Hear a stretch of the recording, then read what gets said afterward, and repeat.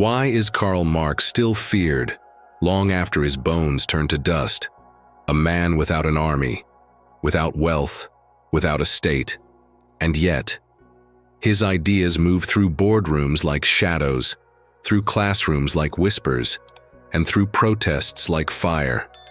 In a world governed by the logic of profit, his name remains radioactive, forbidden, misunderstood, and deeply true. What kind of man writes something so powerful that it shakes empires long after his death? Marx wasn't born in poverty. He was born into comfort, a middle-class life in Trier, Germany. But even from that vantage point, he saw what others refused to see: a society silently devouring itself. Children working until their bones bent.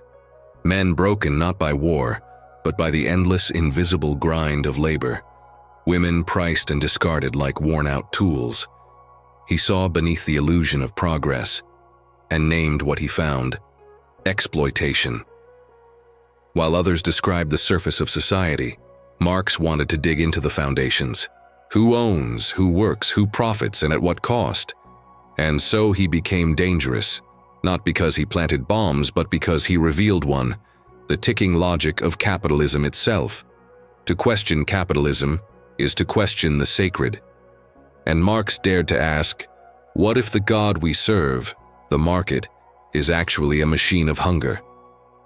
In a world obsessed with growth, his words remain a mirror. One we've been taught to fear. He wasn't born a revolutionary. He became one, slowly, painfully, through contradiction. In the university halls of Berlin, Marx was meant to become a lawyer, a man of the system. But the system bored him. It felt hollow, decorated with rituals, but empty of meaning. He turned instead to philosophy, and to the dangerous act of thinking critically. There, he met the fire that would change everything: Hegel, a philosopher who claimed history moved through conflict, that progress was not peace but a battlefield of contradictions. To most students, this was abstract. To Marx, it was a key. He realized that history isn't made by kings and dates. It's made by struggle, between classes, between those who control and those who are controlled. And suddenly, the world made sense in a new way. Factory smoke wasn't just pollution. It was the breath of capitalism, the cost of profit. Homelessness wasn't an accident. It was a consequence. And his own education wasn't liberation. It was grooming for obedience. He saw through it all: the velvet curtains of liberal ideals, the stage of democracy, the illusion of merit. Beneath it, always, was the economy.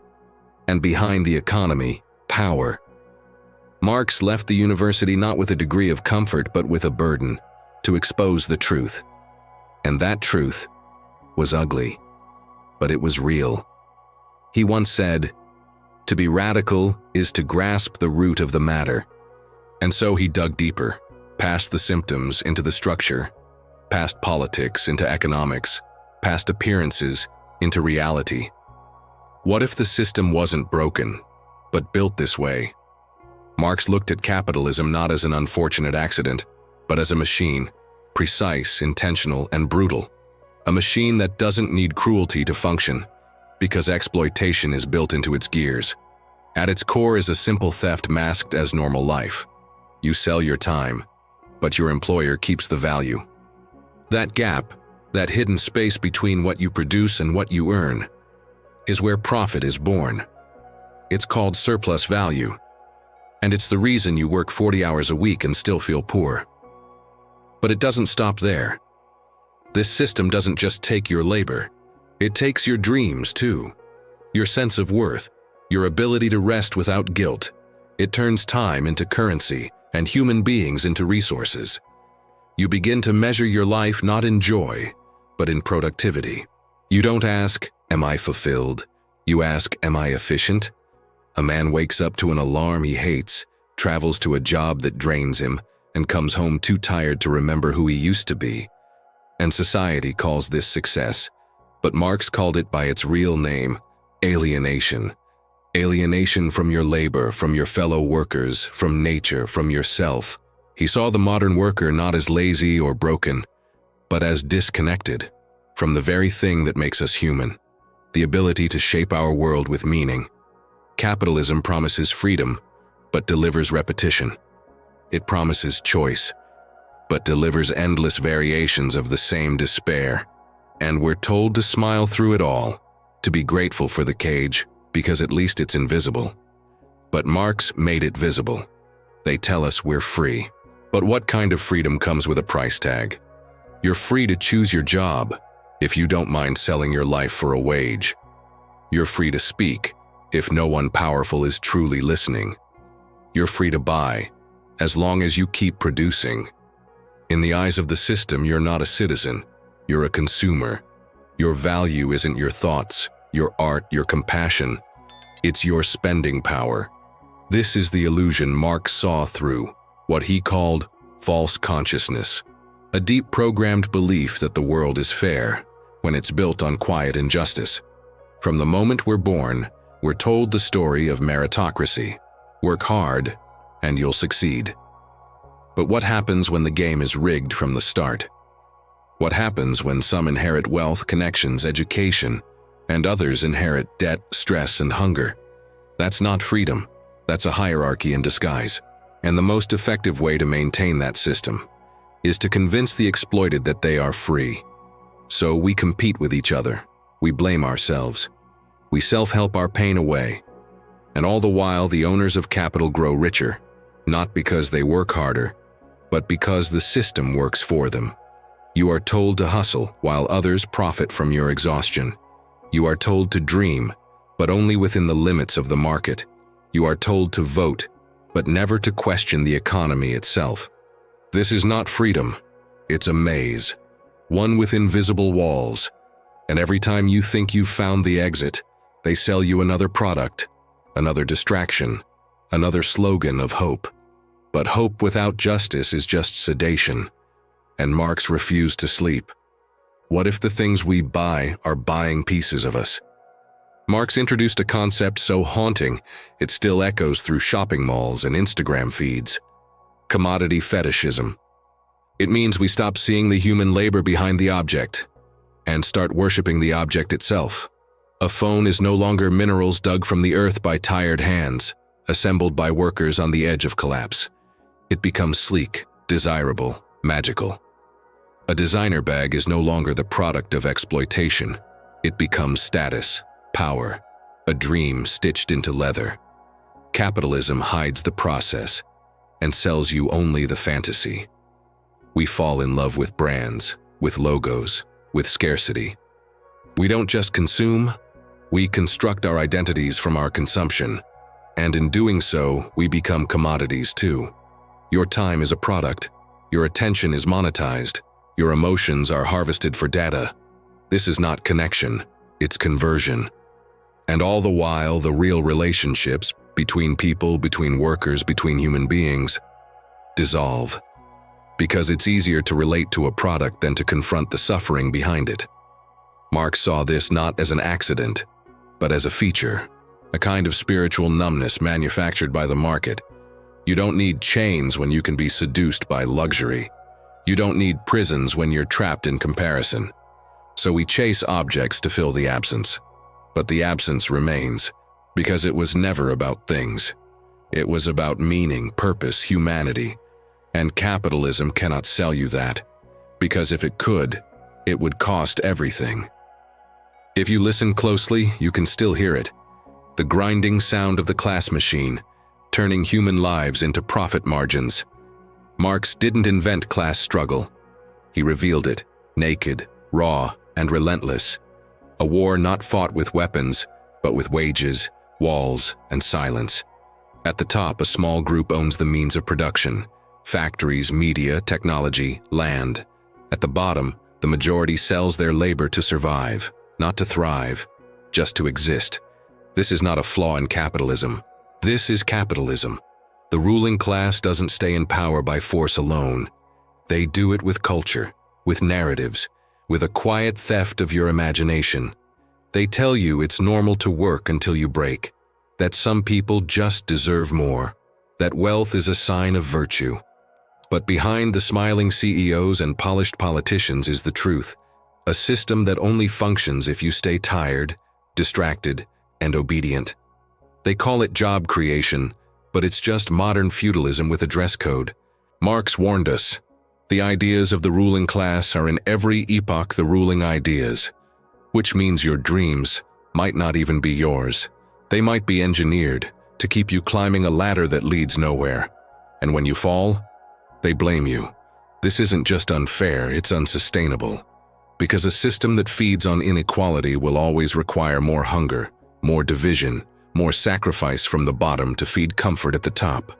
And what happens when there's nothing left to extract? That's the question Marx asked. And the answer is unfolding all around us. We often imagine revolution as fire, sudden, explosive, heroic. But for Marx, revolution wasn't a single moment. It was a process, born not from chaos but from clarity, from the recognition that the current system does not serve the many, but the few, and that the only way forward is through rupture. But here's the uncomfortable truth. Systems don't fall just because they're cruel. They fall when people no longer believe in them. So long as we keep hoping the system will save us, the system survives. That's why capitalism doesn't just exploit your labor. It captures your hope. It sells you reform. It promises change. It gives you new leaders, new logos, new apps, but never a new structure. You get choice between brands, but not between systems. Revolution begins when that illusion breaks. When workers stop seeing themselves as competitors and start seeing themselves as a class with common struggles, common enemies, common power. Marx believed this awakening wouldn't be easy. It would be resisted at every level, by police, by media, by ideology, because a conscious working class is capitalism's greatest threat. Not because they are violent, but because they see clearly, because they stop asking for crumbs and start demanding the bakery. And maybe, for the first time in their lives, they realize the power was never above us. It was always within us and between us. That is the true revolution, not just to change the rulers, but to change the rules. Why is Karl Marx still banned, buried, mocked, feared? Because he didn't just describe the world, he decoded it. He gave the working class a language for their suffering. He stripped power of its costume. He dared to say, "You are not crazy, you are exploited." And in doing so, he gave people something more dangerous than rage. He gave them understanding. The system doesn't fear violence. It can absorb that. It fears clarity.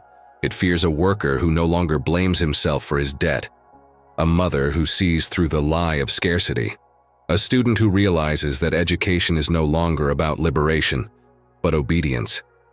It fears those moments of quiet awakening, when someone stops asking, "What's wrong with me?" and starts asking, "What's wrong with this?" Marx is not dangerous because he preached hate. He's dangerous because he revealed the architecture of suffering and showed us the blueprint to dismantle it. He is the ghost in the system's machine, not haunting it with horror, but with truth.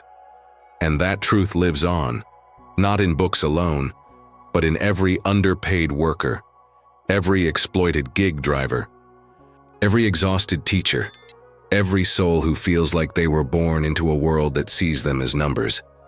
The fear of Marx is the fear of people waking up. Because once you've seen the system for what it is, you can never unsee it. What happens when truth is buried, not by force but by distraction? Today, Marx isn't burned in the streets. He's drowned in noise, endless content, infinite scroll, cheap dopamine. The machine doesn't need to censor anymore. It just floods you. And in that flood, the questions that matter are washed away. You're not asked who owns your labor. You're asked what's trending. You're not asked why does inequality keep growing. You're asked how many likes did your last post get. This is a different kind of control, not by fear but by fatigue. We are too busy surviving to organize, too distracted to rebel, too tired to even think. And yet, somewhere deep inside, something aches. A quiet, persistent question. Is this all there is? Marx spoke to that ache, not as a prophet but as a mirror. He didn't give us utopia, he gave us diagnosis, and that diagnosis hurts, because it means the pain you feel isn't just personal, it's political. But it also means this: you are not alone. The system tells you your suffering is a flaw. Marx tells you it's a signal that this world is built on contradictions, and that silence is not peace, it's submission. The cost of that silence is too high, because every day we stay quiet, the machine grows louder. What if the revolution isn't something we wait for, but something we wake into? Karl Marx didn't ask us to believe in him. He asked us to see, to unlearn what we were taught, to recognize the chains not just around our wrists but around our minds. And once we see them, the world changes. We stop calling exhaustion ambition. We stop calling injustice the economy. We stop calling survival a life. We begin to ask dangerous questions. Who benefits from my burnout? Why is rest a luxury? Why do I feel guilty for being human? Marx was never about dogma. He was about direction. A compass pointing us toward dignity, not just for some but for all. Not a world where we rise by stepping on others, but where we rise together because our liberation is bound. The system wants you numb, but awakening is revolutionary. And once you awaken, you become the threat. Not because you carry weapons, but because you carry truth. And no system built on lies can survive a population that sees clearly. So we end where we began, not with fear, but with vision. Workers of the world, unite. You have nothing to lose but your chains. Karl Marx. Have you ever felt that your life doesn't quite belong to you? That every choice you make is already shaped by forces you never chose? That somewhere, deep down, you're living someone else's dream, while your own waits in silence? Maybe you felt the weight of debt that never shrinks, of work that drains but never fulfills, of a world that tells you to smile, while your soul slowly disappears. But what if that weight isn't your failure? What if it's a signal that you were never meant to carry it alone? Marx didn't give us easy answers. He gave us the courage to ask better questions, so ask them, out loud, in the comments, in your life. Because the moment we start to question is the moment we begin to transform. If this video brought you clarity, anger, or hope, consider supporting this work with a super thanks. Your help keeps this space alive, independent, and unafraid to speak truth. And if you haven't yet, subscribe. Not just to a channel, but to a deeper conversation. This is only the beginning. In the next video, we'll ask, is mental health under capitalism a symptom or a strategy? You won't want to miss it.